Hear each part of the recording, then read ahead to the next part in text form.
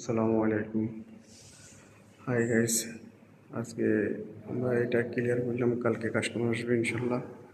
সকালবেলা একটা ভিডিও করেছি, এটা ইনশাল্লাহ থাকবে, এটাও থাকবে। তো আপনারা দেখেন, কোথায় থেকে দেখতেছেন কমেন্টে জানাইন।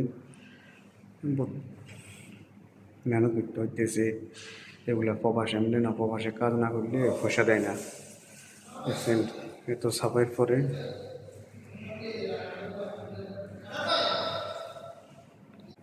এখন দেখতেছেন কত সুন্দর করে ক্লিয়ার করতেছি। এটা হচ্ছে পদ্মের সব কিছু করতে হয়, মেনটেন্যান্সে সব কাজ করতে হয়।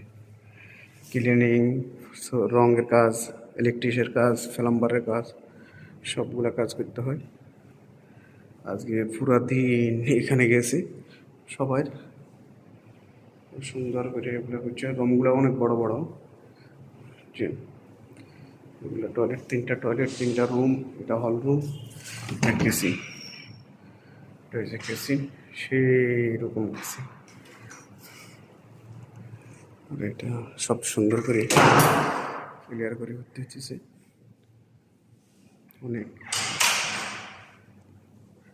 মাস শেষে এমনি টাকা দেয় না, প্রবাসে এত কাজ করার পর তারপর টাকা দেয়। যারা প্রবাসে আসবেন তারা কোম্পানিতে আসছেন, ফ্রি ভিসাতে এখন কাজের অবস্থা তেমন ভালো না।